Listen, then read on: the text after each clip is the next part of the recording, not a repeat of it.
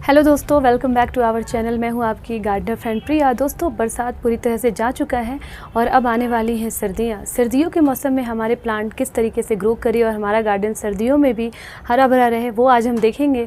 तो सर्दियों के पहले की तैयारी है हमारे गार्डन की। और दोस्तों, हर मौसम में कुछ ना कुछ पौधों में परिवर्तन देखने को मिलता है। जैसे मौसम बदलता है, पौधों के स्वभाव में भी थोड़े बहुत चेंजेस देखने को मिलते हैं।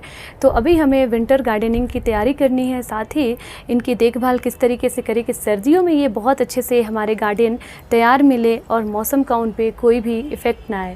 तो चलिए शुरू करते हैं आज की वीडियो। अगर आज की वीडियो पसंद आए तो वीडियो को लाइक कीजिए और इसी तरह की और भी नई नई गार्डनिंग वीडियोज़ के लिए हमसे जुड़े रहने के लिए चैनल को भी सब्सक्राइब कीजिए दोस्तों। तो सबसे पहले तो हम कुछ बेसिक स्टेप्स फॉलो करेंगे जो सभी गार्डनर के लिए ज़रूरी है और हर गार्डन में ज़रूरी है। जैसे कि बारिश चली जाती है और उसके बाद हमारे गार्डन का क्या हाल होता है, पूरी तरीके से गार्डन हमारा हरा भरा हो जाता है। देख सकते हैं पौधों में बहुत अच्छी ग्रोथ देखने को मिल रही है और साथ ही साथ काफ़ी घने भी दिख रहे हैं। तो कुछ पौधों की झाड़ियाँ भी बन जाती है और कुछ पौधे हमारे गार्डन में अनवांटेड होते हैं।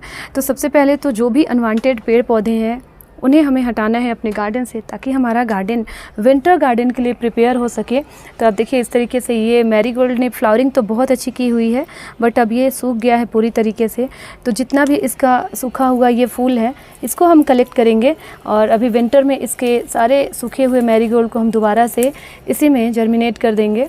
तो ये सारे इसके सीड्स बनकर तैयार हो जाते हैं। सूखे हुए गेंदे से हम बहुत आसानी से फिर दोबारा से इनको नए पौधे तैयार कर सकते हैं दोस्तों।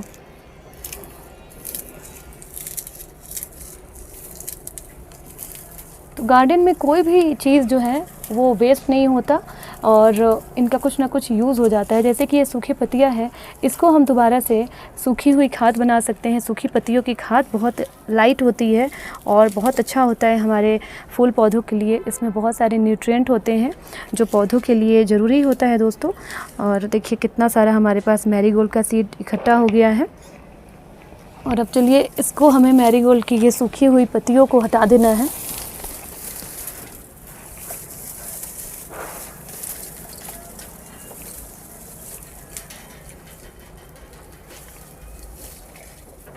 गेंदे की ढेर सारी सूखी हुई झाड़ियाँ तैयार हो गई है। तो इनके सारे सूखे हुए फूल को हम निकाल लेंगे सीड के लिए और सीड स्टोर भी कर लेंगे इसका। साथ ही साथ इसको जो भी सूखी हुई पत्तियाँ हैं इसको हम खाद के रूप में यूज़ कर लेंगे, ये सूखी हुई पत्तियों को। तो चलिए इसके बाद और भी जितने भी हमारे पास ये कंजेस्टेड फूल पौधे हैं इन सबको हमें ठीक करना है।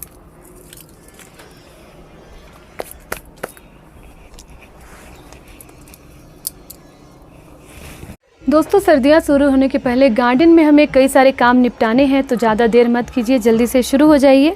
तो सबसे पहले तो जितने भी ये बेकार के सूखे हुए हमें पेड़ पौधे हैं इसे हटा देना है गार्डन से, ताकि जगह हमें काफ़ी अच्छे से मिल जाए। और लगे हाथ हमें कटिंग प्रूनिंग भी कर देनी है प्लांट की।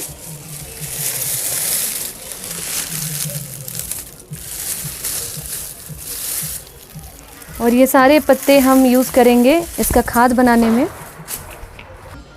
इन सारे पत्तियों का हम यूज़ करेंगे इनका कंपोस्ट बनाने में, पत्तियों का। और देखिए जितने भी सूखे हुए सड़े हुए पौधे हैं, क्योंकि बारिश के बाद कुछ पौधे जो हैं सड़ भी जाते हैं और कुछ का जो एज ख़त्म हो जाता है, सीजनल फ्लावर है, तो वो सूख भी जाते हैं। तो इस तरीके से हमें पूरे गमले की अच्छे से सफाई कर देनी है। गार्डन की क्लीनिंग करने से ये होगा कि आसपास जगह भी बन जाएंगी और बेकार की जो झाड़ियाँ हैं वो सब भी साफ़ हो जाएंगी। प्लांट की ट्रिमिंग कर दे, डेड हेडिंग कर दे, जितने भी सूखे सड़े हुए पत्तियां हैं उनको गार्डन से हटा दे। इससे पूरे गार्डन की सफाई हो जाती है। अभी देखिए ये कितना सुंदर लग रहा है, ये मोगरा है।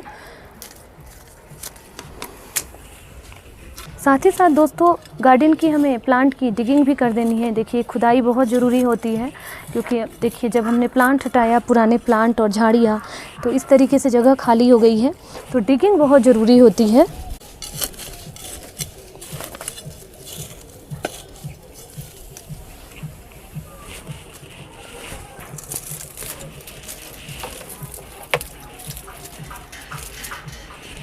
सारे पौधों के बीच में हमें अच्छा खासा स्पेस देना है और इन्हें एनफ सनलाइट जो इनके लिए ज़रूरत है वो भी हमें प्रोवाइड करना है। सॉइल बदलने के साथ साथ हम रिपोर्टिंग भी कर सकते हैं प्लांट्स की। विंटर में सॉइल की चेंज करना या रिपोर्टिंग करना सही नहीं होता, तो ये सारे काम हम अभी निपटा सकते हैं। साथ ही दोस्तों अक्टूबर से लेकर मिड नवंबर तक हमें ये सारे काम निपटाने हैं। तो हमने कटिंग प्रूनिंग कर दी, डिगिंग कर दी, और इसके बाद आता है फर्टिलाइज़र का वर्क। तो फर्टिलाइज़र में देखिए दोस्तों, आप वर्मी कंपोस्ट भी दे सकते हैं और काउडंग मैन्योर भी दे सकते हैं। तो मेरे पास तो अभी यही है वर्मी कंपोस्ट।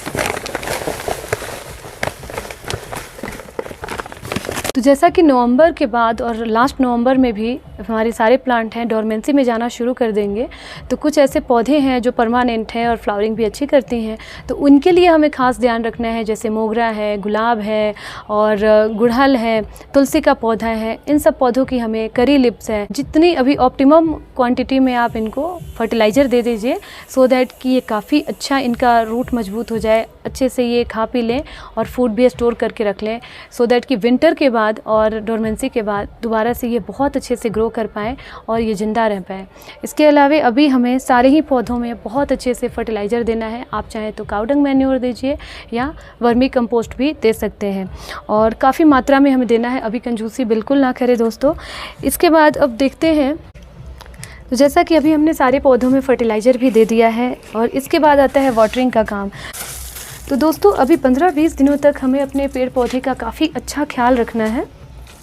इनको खाद पानी सभी बहुत अच्छी मात्रा में देना है और इनकी नियमित देखभाल करनी है, ताकि ये डोरमेंसी के लिए पूरी तरीके से प्रिपेयर हो सके और हमारा गार्डन भी बहुत ज़्यादा ख़राब ना दिखे और पौधे भी हरे भरे दिखे दोस्तों।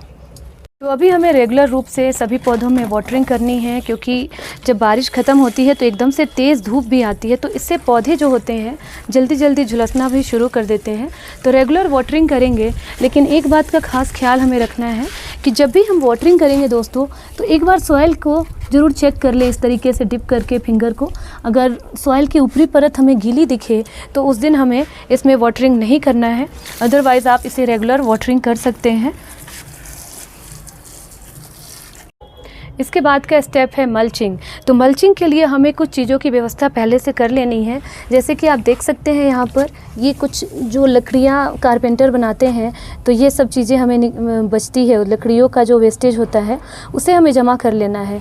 और जितने भी ये सॉइल के ऊपर हमें कुछ पौधों के ऊपर हल्की सी हमें इस तरीके से एक लेयर दे देनी है, पतली सी लेयर, क्योंकि जितने भी पौधे हैं, जैसे कि ये स्टीविया है, अभी देखिए कितना अच्छा ये फ्लावरिंग कर रहा है, तो सर्दियों में इन्हें हमें बचाना है। और सारे पौधों के रूट को हमें सर्दियों से बचाना है, बहुत ज़्यादा जब तेज़ सर्दियाँ होती हैं। तो इसके लिए आप एक इस तरीके की चीज़ें रख सकते हैं। नारियल का जो छिलका होता है वो भी बहुत अच्छा वर्क करता है। और साथ ही मेरे पास आप देखिए इस तरीके से ये कोकोपीट है, जो ऑनलाइन आपको बहुत आसानी से मिल जाएगा। तो इसके ब्रिक्स भी आती हैं और इस तरीके से भी ये आता है। तो ये बहुत ज़रूरी होता है तुलसी पौधों में, गुलाब के पौधों में और मोगरा में। आप इसकी मल्चिंग ज़रूर कर दीजिए। मल्चिंग करने से ये पौधे जो होते हैं काफ़ी अच्छे से सेफ़ हो जाएंगे और इनके रूट को ठंड नहीं लगेगी। पौधों में अंदर ही अंदर गर्मी भी बनी रहेगी और हमारे जो पौधे हैं बहुत ज़्यादा ठंडियों से सूखेंगे नहीं, ख़राब नहीं होंगे। दोस्तों जैसा कि सर्दियां शुरू होने वाली है और कुछ विंटर फ्लावर हमें लगा देने हैं, उसके बीज अभी से लगा दीजिए। जैसा कि अक्टूबर है, मिड नवंबर तक आप इसके बीज ज़रूर लगा दीजिए, जिसमें से मैरीगोल्ड है, जिरेनियम है और डॉग फ्लावर है, गजीनिया है। तो इस तरीके से आप अभी सीड लगा दीजिए। अब ज़्यादा देर मत कीजिए दोस्तों, क्योंकि बाद में इसको लगने में थोड़ा दिक्कत होगा। और ये सारे जो विंटर सीड्स हैं इसके वीडियो भी मेरे चैनल पे है, आप उसे भी देख लीजिएगा। और आप इसके सीड्स को ऑनलाइन भी मंगा कर लगा दीजिए, या आपके गार्डन में है पहले से इसके सीड्स स्टोर किया हुआ है तो वो भी आप लगा सकते हैं। दिसंबर जनवरी में हमें प्लांट को बिल्कुल ही डिस्टर्ब नहीं करना है, क्योंकि वो उनका डोरमेंसी पीरियड है। तो हमें प्लांट को अभी से काफ़ी मजबूती दे देनी है और उनकी प्रॉपर तैयारी रखनी है, ताकि सर्दियों में प्लांट हमारे ख़राब ना हो और वो अंदर ही अंदर मिट्टी के अंदर बहुत अच्छे से ग्रो भी करते रहें और सरवाइव भी करते रहें। इन सारे गार्डनिंग टिप्स को फॉलो करने के बाद ये लास्ट काम हमें करना है, जैसे कि प्लांट्स हमारे ग्रो भी कर रहे हैं और इसमें कभी कभी डिजीज़ भी लगता है और बग वगैरह भी लग जाते हैं। जैसे जैसे सीज़न ख़त्म होते हैं उस टाइम भी काफ़ी सारे बग्स आते हैं, तो उसके लिए हमें पेस्टिसाइड यूज़ करना है और इसका हम स्प्रे करते हैं लिक्विड पेस्टिसाइड बना के। नीम ऑयल पेस्टिसाइड ऑर्गेनिक होता है और मैं रिकमेंड करूँगी कि पेस्टिसाइड हो या फर्टिलाइज़र हो या न्यूट्रिशंस हो, सभी इनको ऑर्गेनिक दे, बिल्कुल नेचुरल दे। इससे प्लांट हमारे काफ़ी अच्छे ग्रो करते हैं। तो पेस्टिसाइड मैंने लिया हुआ है।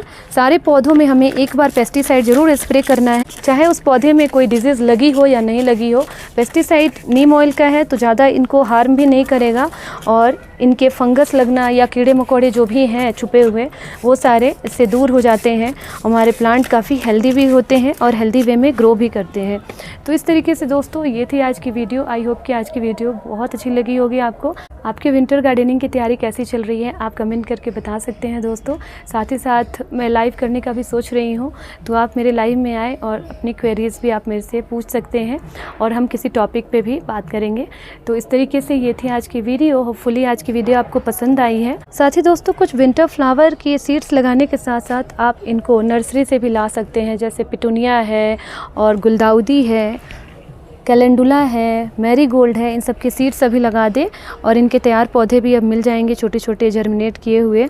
तो ये थे आज की वीडियो। आई होप कि आज की वीडियो आपको पसंद आई होगी। वीडियो पसंद आई है तो वीडियो को लाइक कीजिए। इसी तरह की और भी नई नई गार्डनिंग वीडियोस के लिए हमसे जुड़े रहने के लिए चैनल को भी सब्सक्राइब कीजिए। फिर मिलती हूँ नई वीडियो के साथ, तब तक के लिए स्टे हैप्पी, कीप गार्डनिंग।